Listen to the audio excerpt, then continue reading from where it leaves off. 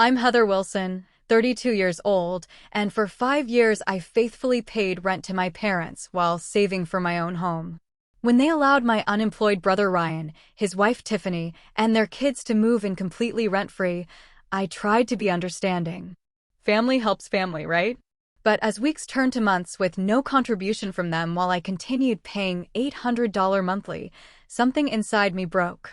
The blatant favoritism and unfairness became impossible to ignore.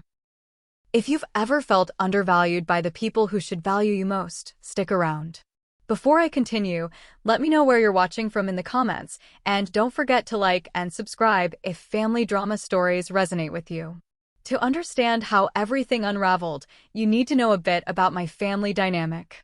I've lived with my parents, Jessica and Thomas Wilson, in their 5-bedroom house in suburban Portland since graduating college.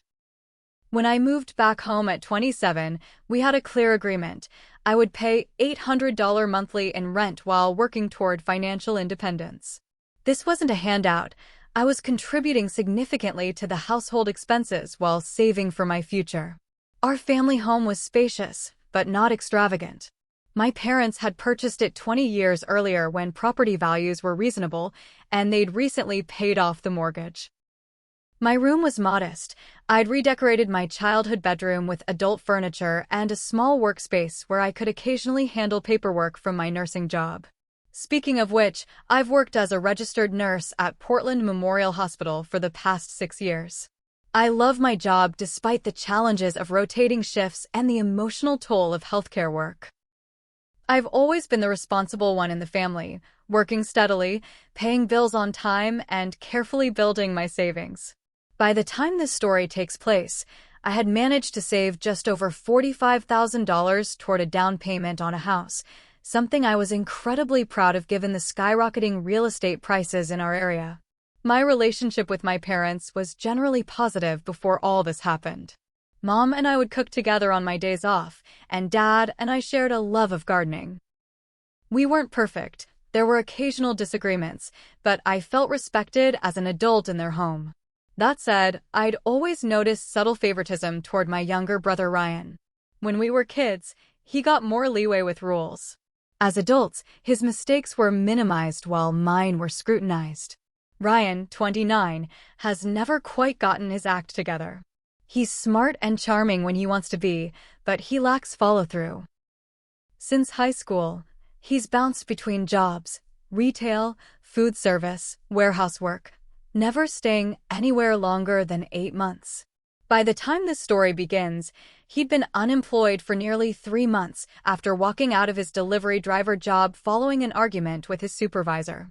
His wife Tiffany, 28, worked part-time at a local clothing store, bringing in barely enough to cover their cell phone bills and car payment. They have 2 children, Zoe, 6, and Mason, 4, both sweet kids who unfortunately were growing up watching their parents model financial irresponsibility. My parents had a long history of bailing Ryan out. They paid his rent twice when he faced eviction. They covered the security deposit on 3 separate apartments. They bought him a used car when his broke down. I received no such gift when I needed a vehicle. I saved and purchased one myself. Each time, the justification was that Ryan just needs a little help getting on his feet, but that help never seemed to lead to actual stability. Despite this pattern, I maintained a cordial relationship with my brother. We weren't close, but at family gatherings, we could chat about movies or sports.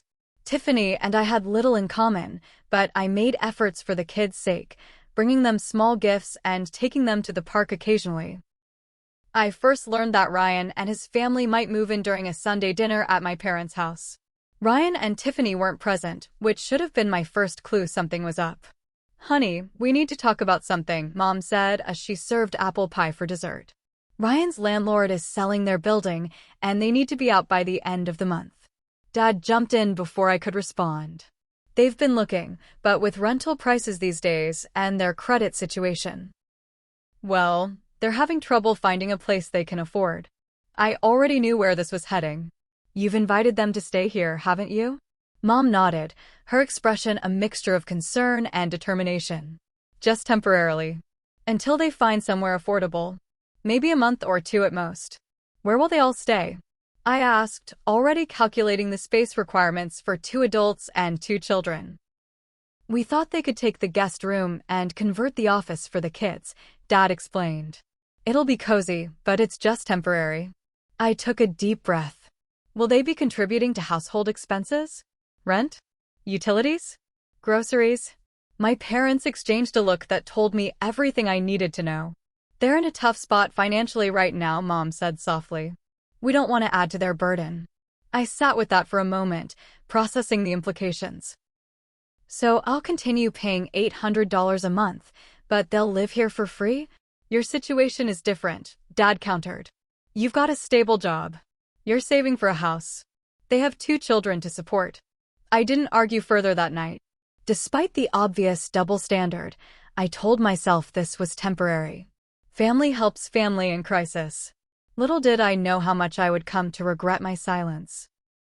Ryan, Tiffany, and the kids moved in exactly 3 months ago, on a rainy Saturday that seemed fitting for the storm that was about to hit our family dynamics. I had volunteered to help, partly out of genuine desire to be supportive and partly because I wanted to ensure their belongings didn't take over the entire house. They arrived with far more possessions than I expected: furniture, toys, electronics, and countless boxes of accumulated stuff. Their previous apartment had been roughly the same size as my parents' house, so they hadn't downsized at all before moving.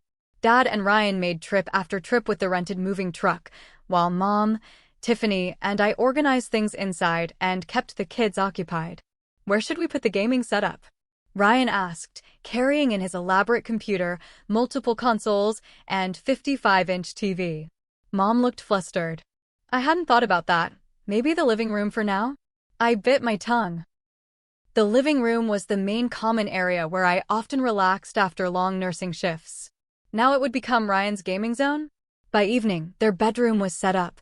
The kids were installed in the converted office with bunk beds, and various possessions were scattered throughout the house. I retreated to my room, feeling the first twinges of territorial anxiety. Our previously spacious home suddenly felt cramped and chaotic. That first week, I made genuine efforts to be welcoming. I bought a welcome basket with snacks the kids liked, helped Zoe with her kindergarten homework, and even offered to take Mason to the park to give Tiffany time to organize their things. I adjusted my schedule to shower earlier so they could have the bathroom in the mornings. I kept my concerns to myself when the noise level in the house quadrupled overnight. During the second week, I began noticing troubling patterns. Ryan wasn't actively job hunting, but instead spent hours gaming.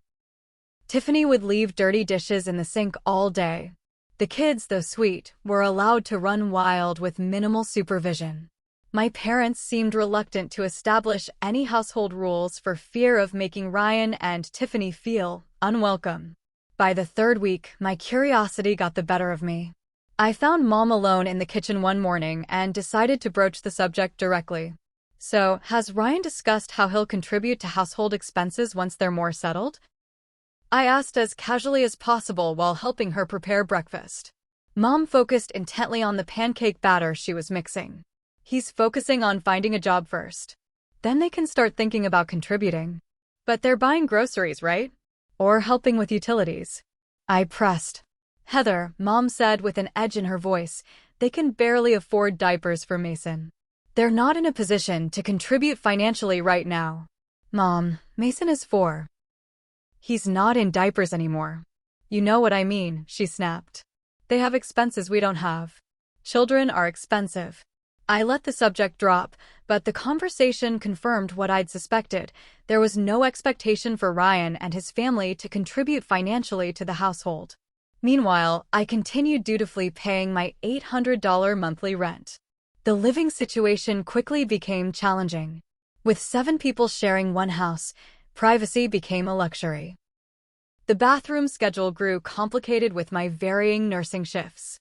The noise level made sleeping difficult when I worked nights, despite my requests for quiet during certain hours. Ryan and Tiffany seemed oblivious to how their presence impacted others. They'd watch TV loudly late into the night. Their kids would burst into any room without knocking.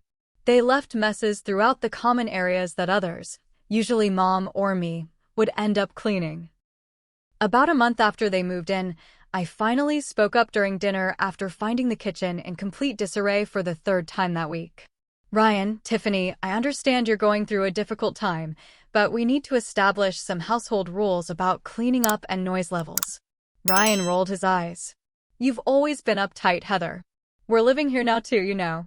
That's exactly my point, I countered. We're all living here, which means we all need to be considerate of each other. The kids are just being kids, Tiffany interjected.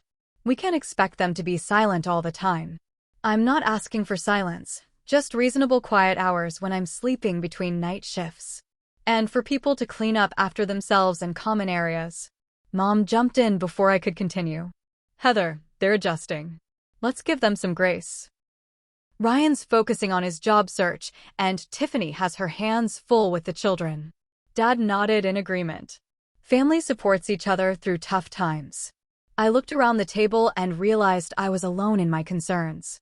The temporary arrangement was becoming permanent, with no expectations placed on Ryan and Tiffany while I continued being the responsible one. The unfairness of it stung, but even more painful was my parents' quick dismissal of my legitimate concerns. That night, I lay awake listening to the sound of Ryan's video game and Tiffany's reality TV shows blaring through the walls, wondering how long I could tolerate being treated like a tenant while my brother's family was treated like honored guests. As weeks turned into months, our living situation deteriorated from challenging to nearly unbearable. The initial compromises I'd made temporarily had become permanent sacrifices, while Ryan and Tiffany grew increasingly comfortable with their rent-free arrangement. Common spaces in the house had been gradually claimed by Ryan's family.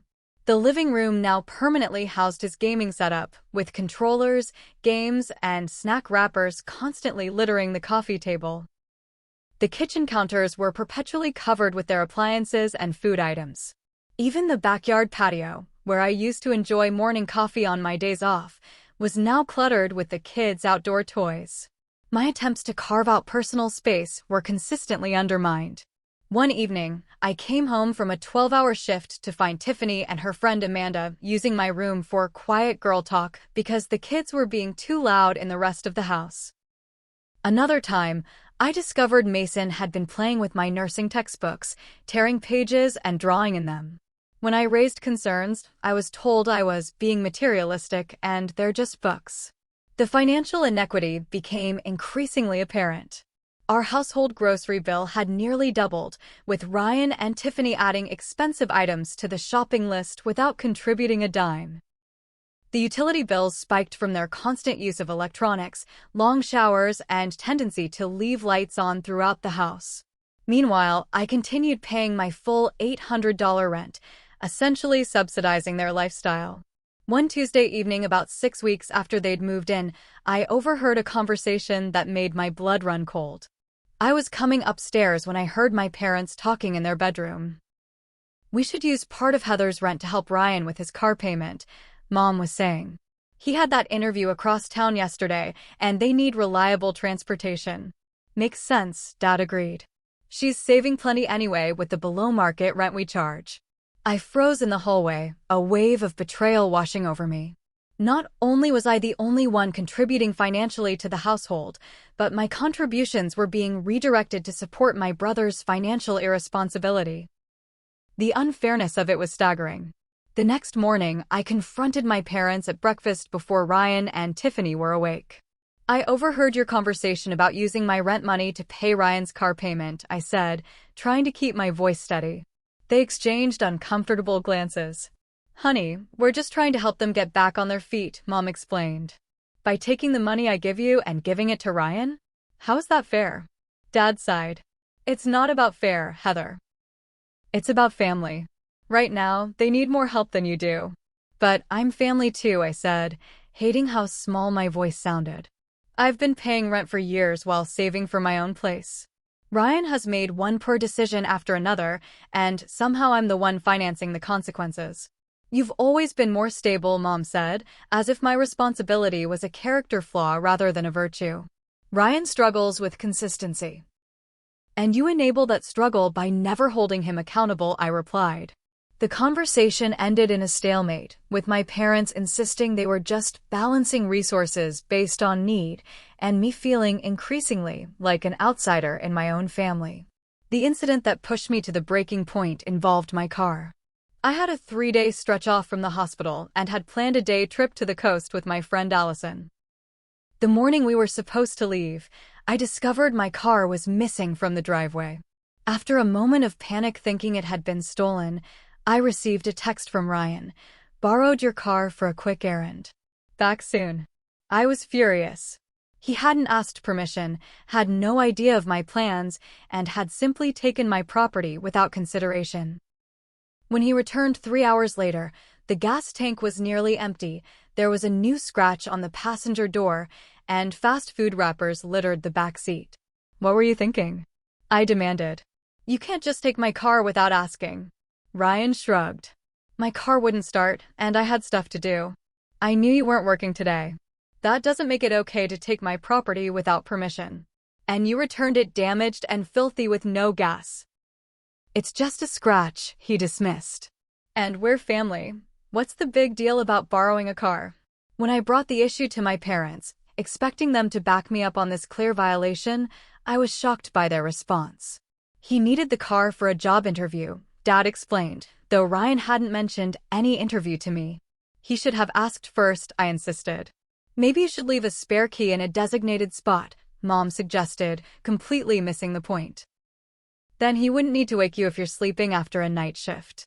It was becoming painfully clear that in my parents' eyes, Ryan's needs would always take precedence over my boundaries. The realization left me questioning my place in the family and wondering if I had ever been valued equally. That night, I called my friend Melissa, who had known our family for years, and poured out my frustrations. "Heather, this isn't normal," she said firmly. "You're being taken advantage of. You're paying rent while they live for free, your space and property aren't respected, and your concerns are dismissed. Something needs to change." Her outside perspective confirmed what I had begun to suspect. This wasn't just normal family tension. This was a dysfunctional situation that was unlikely to improve without dramatic action on my part. The situation reached its boiling point approximately 2 months after Ryan and his family moved in. I'd been working 3 consecutive night shifts and was exhausted, looking forward to sleeping during the day and then having 2 days off to recover. I arrived home at 8 a.m., took a quick shower, and fell into bed around 9 a.m., hoping to get at least 6 hours of uninterrupted sleep. At 11 a.m., I was jolted awake by the sound of music and laughter. Disoriented, I stumbled out of my room to discover Ryan and Tiffany hosting what they called a casual lunch gathering with 4 of their friends. Kids were running through the house screaming while adults talked loudly over music in the living room. The smell of pizza and the sound of bottles clinking completed the party atmosphere. "What's going on?" I asked, still wearing my pajamas and probably looking as exhausted as I felt. "Just having a few friends over," Ryan said casually. "Go back to sleep if you're tired." "How am I supposed to sleep through this?" I gestured at the chaos around us. Tiffany rolled her eyes. "The world doesn't stop because you work nights, Heather." That was it. Something inside me snapped. 2 months of accumulated frustration, resentment, and hurt came pouring out. "Actually, basic courtesy doesn't stop because you want to party on a Tuesday." I shot back. "I've accommodated your family moving in, taking over common spaces, leaving messes everywhere, and contributing absolutely nothing financially. The least you could do is respect that I need to sleep after working 12 hours saving lives." The room fell silent. Even the kids sensed the tension and stopped running. Ryan stood up, his expression darkening. "Not everyone has it as easy as you, Heather. Some of us have real responsibilities." "Easy?" I nearly laughed. "I work 50-hour weeks while paying rent. You live here completely free, have no job, and can't even respect basic boundaries." My parents appeared in the doorway, drawn by the commotion. "What's all this shouting?" Dad demanded. "Heather's having a meltdown because we have friends over," Ryan said dismissively. "I'm having a meltdown because I can't sleep after my night shift due to the party they're throwing in our living room," I corrected, turning to my parents. And I'd like to know why I'm still paying $800 a month in rent while Ryan and his family live here completely free and treat the place like they own it. Mom's expression hardened. Heather, that's enough. Ryan has a family to support. You only have yourself to worry about. Her words hit me like a physical blow. In my parents' eyes, my life, my career, my goals, and my needs were less important because I wasn't married with children. So, because I'm single, my contributions don't matter? My need for sleep doesn't matter? My financial goals don't matter. I looked around at their faces, searching for any sign of understanding. No one's saying that, Dad said weakly. Actually, that's exactly what you're saying, I countered. You expect Ryan to live here indefinitely without contributing, while I continue paying rent and having no say in household decisions. Mom crossed her arms. We were actually thinking, since you're doing so well financially, maybe you could increase your contribution to help with the higher utility and grocery costs. I stared at her in disbelief. Not only were they not expecting Ryan to start contributing, but they wanted me to pay more to support his family. Are you serious right now? I asked quietly. It would only be fair, Dad added. The expenses have gone up considerably. I looked around the room. At Ryan's smug expression, Tiffany's indifference, my parents' expectant faces, and the uncomfortable friends who were witnessing this family meltdown. In that moment, I realized the situation would never improve. The pattern was too entrenched, the favoritism too established. I need some air, I said, turning on my heel and heading back to my room. I closed my door, hands shaking with emotion, and collapsed onto my bed. For the first time in years, I cried out of pure frustration and hurt. The people who should have loved me equally, who should have recognized my contributions and respected my boundaries, had made it abundantly clear where I stood in the family hierarchy. That afternoon, I called in sick for my shift, something I almost never did, and went to my friend Melissa's apartment. Over cups of tea at her kitchen table, I poured out everything that had happened. I feel like I'm going crazy, I admitted. Am I being selfish for wanting equal treatment? Melissa shook her head firmly. Heather, this isn't about you being selfish. This is about your family taking advantage of your responsibility while enabling Ryan's irresponsibility. It's not healthy for anyone, not for you, not for your parents, and not even for Ryan in the long run. What should I do? I asked, feeling utterly lost. What would you tell a patient who described this situation to you? She asked. I thought about it.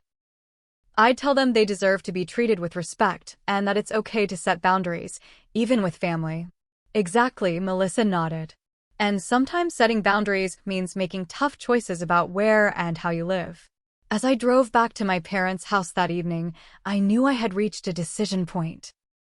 I could continue enabling this unhealthy dynamic, sacrificing my own well-being and financial future, or I could take control of my situation and demonstrate through actions, not just words, that I deserved better treatment.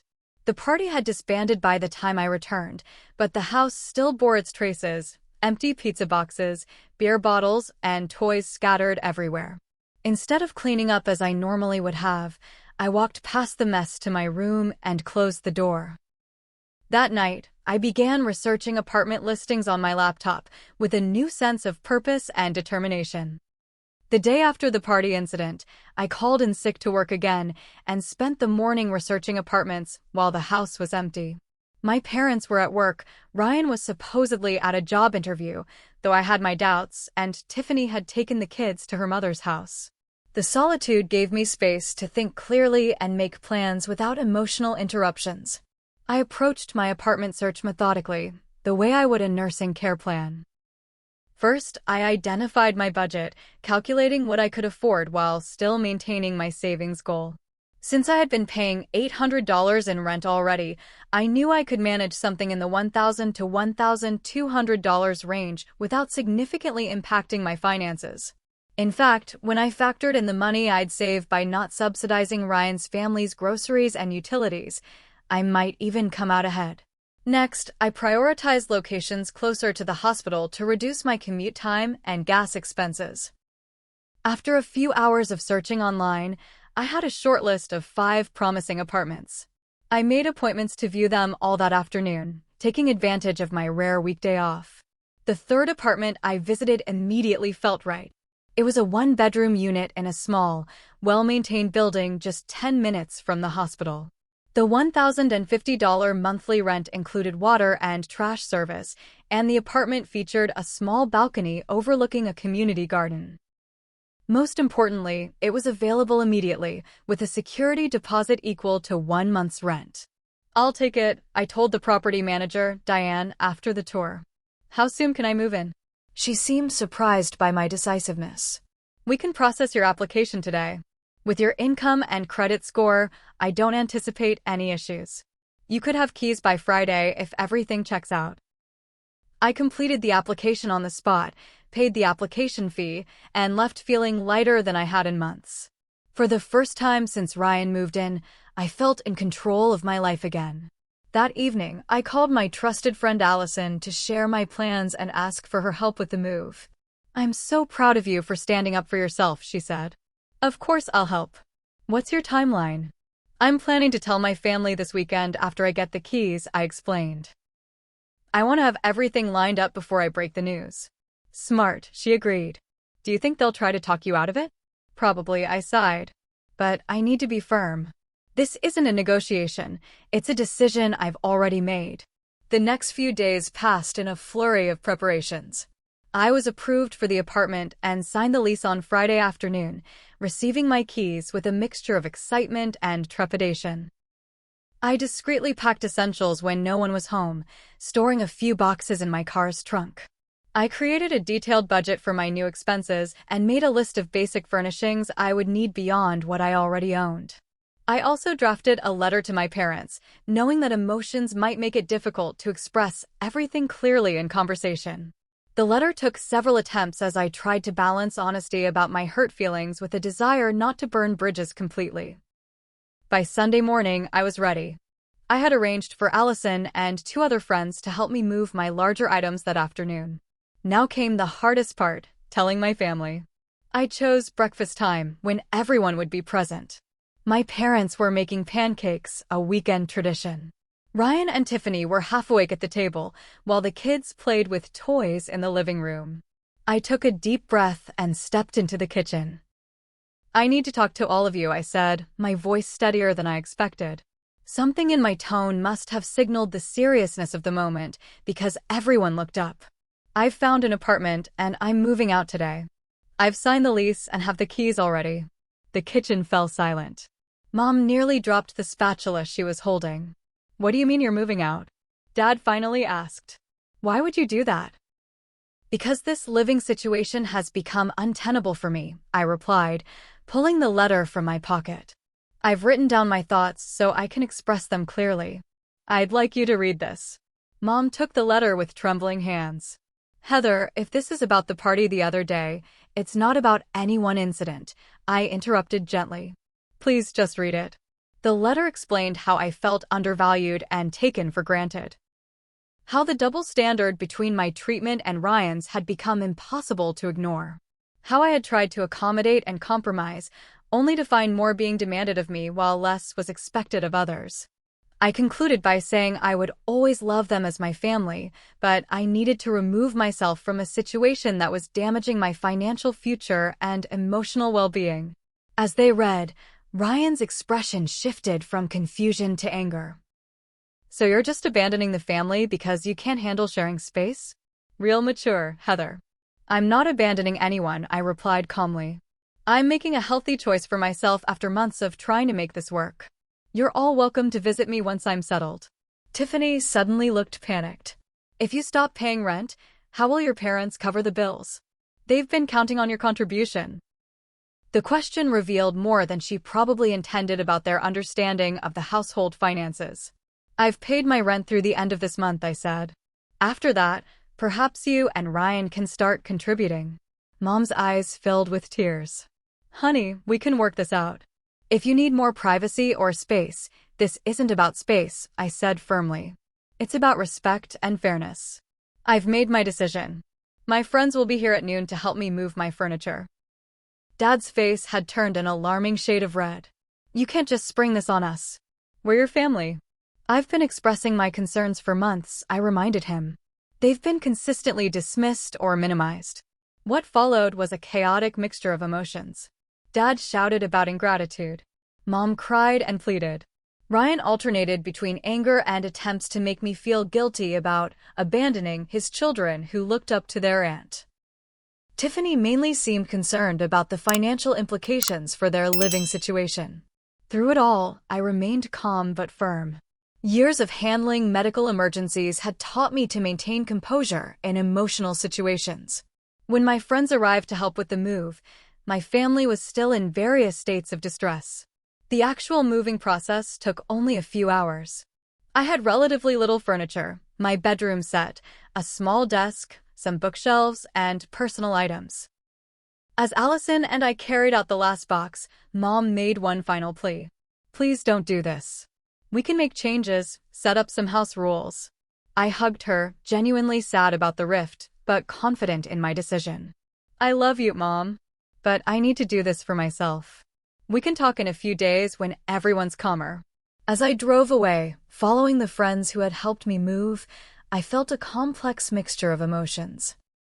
Sadness about the family conflict, anxiety about living alone for the first time, but predominantly, an overwhelming sense of relief and liberation. For the first time in months, I was taking control of my own story rather than being a supporting character in my brother's drama. That night in my new apartment, surrounded by boxes and basic furniture, I turned off my phone after the 20th text message from my family members. They ranged from angry accusations to tearful pleas to guilt-inducing updates about how upset the children were. I needed space to process my own feelings without being pulled back into the family dynamic. As I made up my bed with fresh sheets and looked around at my new, peaceful space, I felt something I hadn't experienced in months: hope. Hope that this decision, though painful in the short term, would lead to healthier relationships and greater respect in the long run. The first few weeks in my new apartment were a study in contrasts. On one hand, I experienced a profound sense of peace and freedom. No more tiptoeing around Ryan's family, no more cleaning up others' messes, no more feeling like an unwelcome tenant in a home where I paid rent. I could come and go as I pleased, eat when I wanted, watch what I wanted on TV, and sleep without disruptions when I worked night shifts. On the other hand, the family fallout was intense and painful. My parents called and texted constantly, cycling through anger, guilt-tripping, and tearful pleas for me to come to my senses. Ryan sent scathing messages accusing me of selfishness and abandonment. Only Tiffany remained relatively quiet, though she did send a few texts lamenting how much the children missed me. I maintained minimal contact at first, needing space to establish my new routine and process my feelings. I responded to messages with brief, but kind notes, assuring everyone I was safe and well but needed time. This boundary setting only intensified their efforts to pull me back into the fold. About 10 days after I moved out, Mom showed up unannounced at my apartment. I was fortunately home between shifts and answered the door to find her standing there with a casserole dish and tears in her eyes. "I brought your favorite lasagna," she said. "Can I come in?" I hesitated but ultimately stepped aside to let her enter. She took in my small but neatly arranged apartment with visible surprise. "It's cozy," she offered, setting the lasagna on my kitchen counter. "It's perfect for me," I replied. "Thank you for the food." We sat at my small dining table, the tension palpable between us. "Your father and I don't understand why you needed to leave so suddenly," she finally said. "If you were unhappy, we could have worked something out." "Mom, I tried to express my concerns for months. Every time, they were dismissed or minimized." "We never dismissed your feelings," she protested. "When I asked why I was paying rent while Ryan contributed nothing, you told me it was because he has a family to support and I only have myself," I reminded her. "When I asked for quiet during my sleep hours after night shifts, I was told the world doesn't stop because of my schedule. When Ryan took my car without permission and returned it damaged, you defended him." She looked down at her hands. "We were just trying to help him get back on his feet." "At my expense," I added softly. "And that's why I had to leave." The dynamic wasn't going to change as long as I stayed. Things are hard at home now, she admitted after a pause. Your father is stressed about finances. I felt a twinge of guilt, but pushed it away. Has Ryan started contributing anything?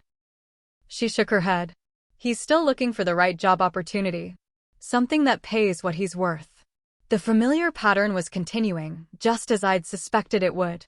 My absence hadn't prompted any real change in expectations for Ryan. And what about you, Mom? Do you think it's fair that I was expected to pay rent while Ryan lives there free? She shifted uncomfortably. It's not about fair, Heather. It's about family helping family based on ability and need.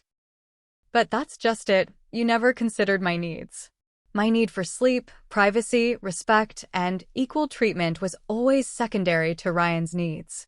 We talked for nearly 2 hours, going in circles around the same issues. While Mom seemed to hear me more than she had before, there was still a fundamental disconnect in our perspectives. She left with a tearful hug and a promise to work on your father regarding the situation. 2 days later, to my surprise, Dad showed up at my door. Unlike Mom's emotional visit, he seemed subdued and uncomfortable. Your apartment building has good security, he commented as I let him in. I had to be buzzed up. That's one of the reasons I chose it, I replied, offering him coffee, which he accepted. We made awkward small talk about my job and the weather before he finally addressed the elephant in the room. Your mother thinks I owe you an apology, he said, staring into his coffee cup. She says we took advantage of your responsibility. I waited, saying nothing. He sighed heavily. Maybe she's right. We did come to rely on your rent money, and we did hold you to a different standard than Ryan. It wasn't exactly a heartfelt apology, but it was more acknowledgement than I'd expected. Ryan still hasn't found work, he continued.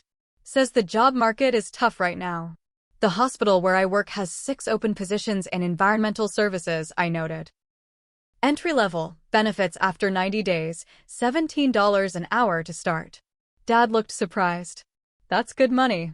I mentioned it to Ryan 2 months ago. He said janitorial work was beneath him. Dad had the grace to look embarrassed. He's always had big dreams. Dreams don't pay bills, Dad. And they don't justify expecting others to carry your financial burden. We talked more openly than we had in years. While we didn't resolve everything, I felt he was finally hearing me. Before leaving, he asked if I would consider coming for dinner the following Sunday. Just to visit, he clarified. Not to move back or anything. I agreed, setting clear boundaries. I'll come for dinner, but if anyone starts criticizing my decisions or trying to guilt me, I'll leave immediately. The Sunday dinner was tense but civil. Ryan was coldly polite, Tiffany seemed nervous, and the kids were genuinely happy to see me. My parents made visible efforts to respect my boundaries, though I caught them exchanging worried glances when financial topics came up. Over the next few weeks, a new pattern emerged. I visited my family once a week for dinner, maintained regular phone contact with my parents, and gradually rebuilt trust. Ryan eventually stopped sending angry texts, though our relationship remained distant and strained. Meanwhile, my own life flourished in unexpected ways. Without the constant stress of the toxic household dynamic, I had energy to reconnect with friends I'd neglected. I joined a hiking group that met on weekends and started taking a photography class I'd been interested in for years. My work performance improved as well. With proper rest between shifts and less emotional drain, I found renewed passion for nursing. My supervisor noticed the change and recommended me for a specialty training program I'd been interested in for years. Financially, I discovered that living on my own was less expensive than I'd feared. Without subsidizing my brother's family's food, utilities, and incidentals, my monthly expenses were manageable. I continued saving aggressively for a house down payment, now with a clearer timeline and purpose. I also started seeing a therapist, Dr. Tamara Barnes, to process the family dynamics that had led to this situation.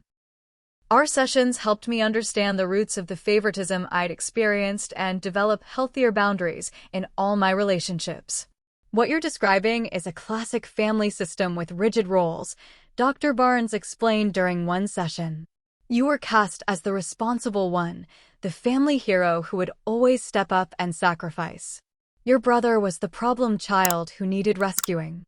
These roles get established early and can be very difficult to change. Her insights helped me see that my decision to move out wasn't just about the immediate unfairness, but about breaking unhealthy patterns that had been in place for decades. This understanding reduced my guilt and strengthened my resolve to maintain healthy boundaries. 3 months after moving out, I received a surprising call from my father. "Ryan and Tiffany are looking at apartments," he said without preamble. "Your mother and I told them they need to find their own place by the end of next month." I was momentarily speechless. What prompted this? "Several things," he said with a heavy sigh.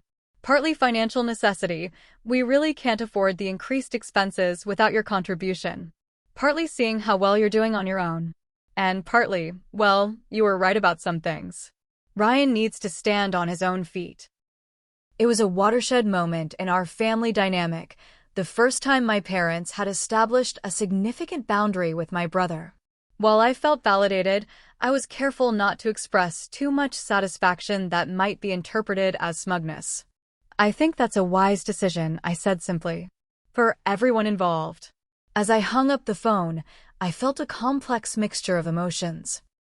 Vindication, hope for positive change, and a quiet sadness that it had taken such a dramatic step on my part to catalyze this shift in the family system. But predominantly, I felt proud of myself for having the courage to break the pattern and choose self-respect over continued exploitation. Today marks exactly 3 months since I moved into my apartment. The journey since then has been challenging but ultimately healing, with unexpected growth for everyone involved. 2 weeks after my father called to tell me about Ryan and Tiffany needing to move out, my parents invited me to dinner, just the 3 of us, without Ryan's family present. It was the first such invitation since everything had unfolded, and I accepted with cautious optimism. We met at Antonio's, a small Italian restaurant we had frequented as a family during happier times. The neutral territory helped keep the conversation civil and focused. "We owe you an apology," Mom began once we had ordered. "A real one, not the half-hearted attempts we've made before." Dad nodded, looking more humble than I'd ever seen him. "We've had a lot of time to reflect since you moved out. The way we handled the situation with Ryan living with us, it wasn't fair to you. We placed a burden on you that should never have been yours to carry," Mom continued. "We expected you to financially support the household while asking nothing of Ryan, and when you expressed legitimate concerns, we dismissed them." Their acknowledgement of the unfairness I'd experienced felt like a weight lifting from my shoulders. Validation that I hadn't been unreasonable or selfish in my assessment of the situation. "What made you realize this?" I asked gently. They exchanged glances before Dad answered. "Partly it was seeing how much more peaceful and happy you are now, living on your own terms. But honestly, it was also experiencing Ryan and Tiffany's behavior without you there to buffer and compensate." Mom smiled ruefully. "Without you quietly cleaning up after everyone and smoothing over conflicts, the issues became impossible to ignore. The constant mess, the noise, the lack of consideration. We started to understand what you'd been dealing with.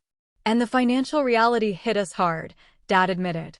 "We didn't realize how much we'd come to depend on your contribution until it was gone. It forced us to have some difficult conversations with Ryan about his responsibility to his family." They went on to explain that they had given Ryan and Tiffany a firm deadline to find their own place. They had also, for the first time, presented Ryan with concrete expectations. He needed to find steady employment within 30 days, regardless of whether it was his dream job, and start contributing to household expenses immediately. It wasn't an easy conversation, Mom sighed. There were tears and accusations, much like when you announced you were moving out. But we held firm. I reached across the table and squeezed her hand. "I'm proud of you both. I know how hard it is to change established patterns. We're trying to support without enabling now," Dad explained. "We're helping them find an affordable apartment and will assist with the security deposit, but they'll be responsible for their own rent going forward." We talked more over dinner, rebuilding bridges that had been damaged by months of conflict. For the first time in years, I felt truly seen and heard by my parents. They asked about my new apartment, my work, my photography class, showing genuine interest in my life rather than viewing me solely through the lens of what I could contribute to the family system. As we parted that evening with warm hugs, Mom whispered, "We'd love to have you visit regularly, on your terms. No pressure, no expectations." In the weeks that followed, Ryan finally found steady employment as a warehouse supervisor. The pay was decent, and the position offered benefits after a probationary period. Tiffany increased her hours at the clothing store to help with their finances. They found a small 2-bedroom apartment about 20 minutes from my parents' house, not their dream home, but affordable and adequate for their needs. Moving day for them was considerably more chaotic than mine had been.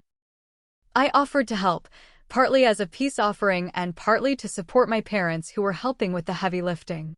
Ryan was still cool toward me, but civil. Tiffany, surprisingly, pulled me aside at one point. "I know things have been tense," she said awkwardly.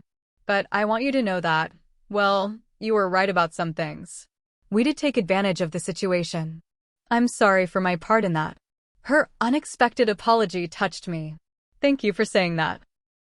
I hope things work out well in your new place. The kids miss you," she added. "Maybe you could visit sometime?"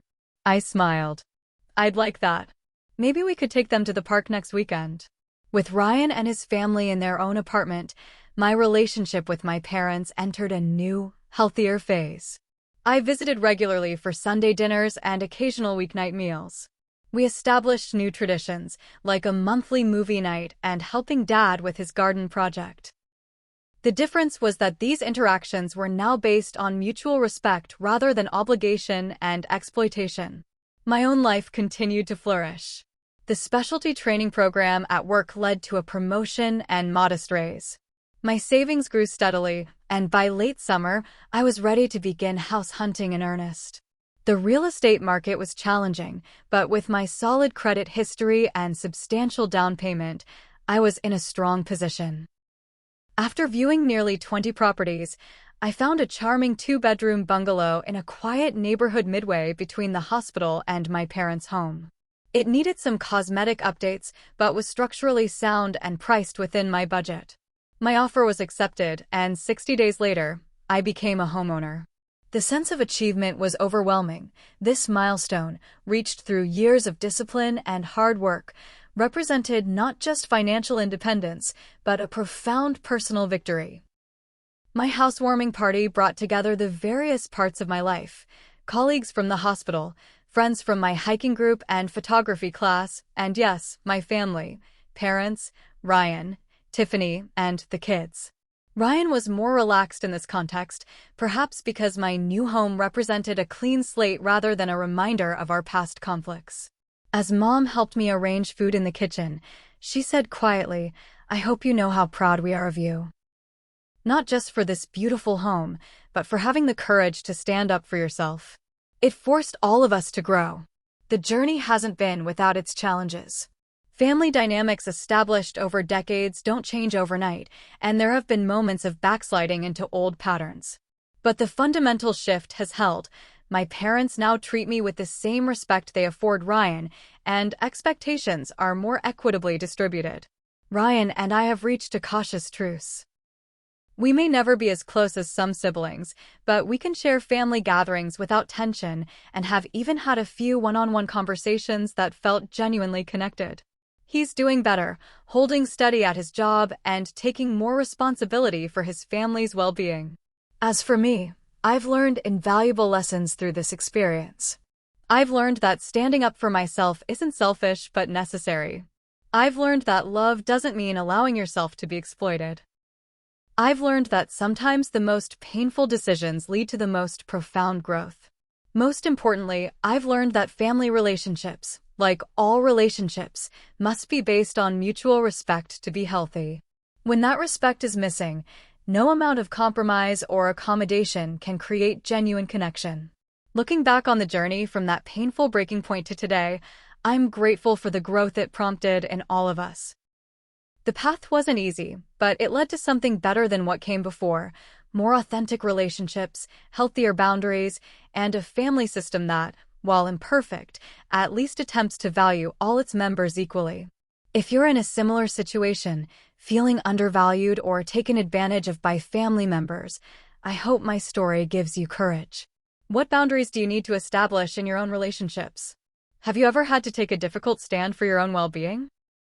Share your experiences in the comments below. Your story might help someone else find their voice. Don't forget to like this video if it resonated with you, subscribe for more real-life stories, and hit that notification bell to stay updated. Thank you for listening to my journey, and remember, choosing self-respect isn't selfish. It's essential for your well-being and can ultimately lead to healthier relationships for everyone involved.